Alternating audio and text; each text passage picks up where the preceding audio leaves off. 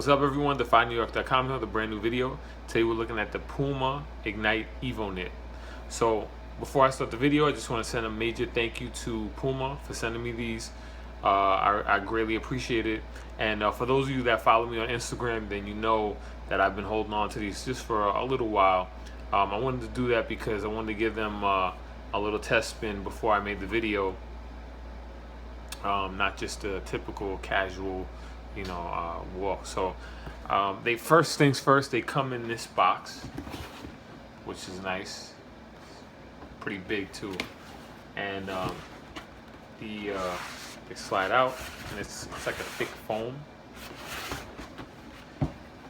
So then onto the shoe itself, it's very lightweight.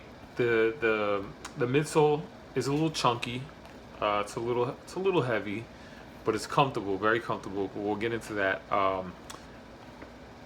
These fit, in my opinion, if you wear an Air Max 90, you should go with the same size in these Air Max 95s or whatever you wear in those.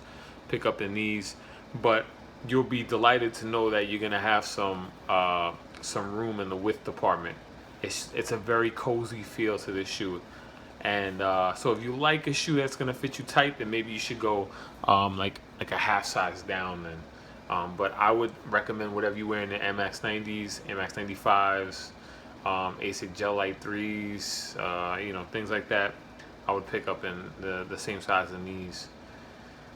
As far as getting them on and off, very easy. This is very stretchy, and when you put your foot in, your foot just like slides in. It's very nice, and they're cozy. They're very nice. They're not like they're very breathable. It's just a nice shoe. Now the cushioning, in my opinion, it really depends on what you're going to be using the shoe for and what you're expecting your shoe to do for whatever it is you're doing. If you're just going for a casual walk, these are going to be nice. Cross training, this shoe has a very bouncy feel, so not everybody's going to like that. In my opinion, you just feel it. I mean, it's almost a little springy. So if you're not looking for that in a shoe, then you probably wouldn't want to go with these. But if you are looking for a shoe that's gonna maybe minimize the impact that walking will have on your foot, then maybe you'll enjoy this. But depending, maybe you want a barefoot shoe, then this is definitely not the shoe for you. But it's a very comfortable shoe, very cozy, and definitely it feels like you're springing forward. So definitely has that nice, good cushioning in it. Not like how the Air Max 2009 has like almost like a memory foam, where your foot just feels like it's like relieving like your weight and tension and all that stuff. This is just more springy, so when you're walking, you feel like you're bouncing back. So show you guys this. Then the other thing I wanted to touch on was I think it was Complex posted a picture of these or Sneaker Soul Collector or whomever it was, and some people had chimed in that it's just a rip-off of Flyknit or whatever you have it. I don't think that's it's a rip-off. And actually, I was going back and forth with the individual, not on anything aggressive or anything like that, but woven knitted uppers on shoes actually dates back to the 1940s.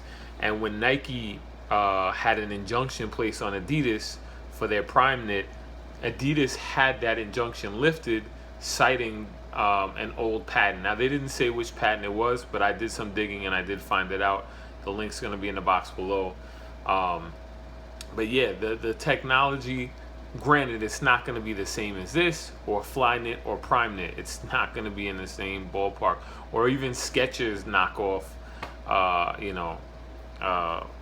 Flyknit-esque upper.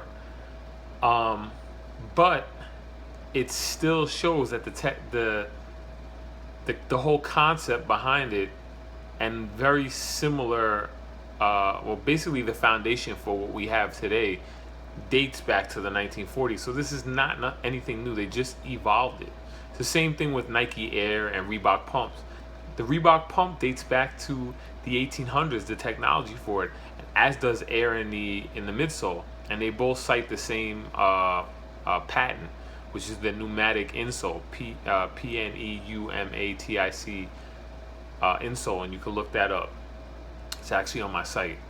And so I mean, all this technology, and then what I'm trying to get at is nothing is really new, and Puma doesn't just say, oh well, we see these knitted uppers, let's just do whatever. We're talking about a multi-billion-dollar company that has some serious history and is not just gonna do whatever. This is a dope shoe. Don't be fooled. This is a dope shoe. It looks good. It's got a nice modern look, and while some people would like a little bit more reserved look, as far as they may not like that big Puma on the sock over there, but I do like it. And it's funny because usually I like a shoe that's a little bit more reserved as far as modern design. I don't like to have too much branding, but I actually like it in just because it just says Puma. It doesn't have like a huge Puma jumping across the top. I don't know, it's just me. But anyhow, it's a dope shoe. And once again, it's not going to be for everybody. Some people are going to love it, some people are going to hate it. But if you have a pair of fly knits or prime knits, I would definitely give these a look, especially at the price, because they're nice and cozy, and especially if you have, if you have a wide foot. I don't have a particularly wide foot, but I noticed like with a lot of the new Air Max 90s and Air Max 95s, they run very tight on my foot. So this feels nice. Anyhow, guys, next part of the video, I'm going to show you what they look like on your feet with shorts and with jeans.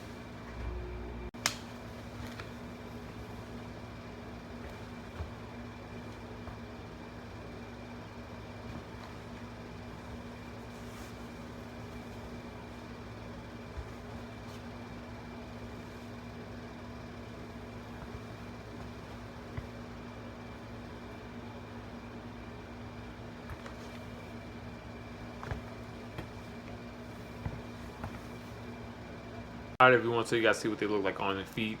Once again, I want to send a major thank you to Puma, and please, anybody that has tried this shoe out or in store or owns the shoe, feel free to chime in. Let me know what you think about the visuals, and stay tuned for more videos.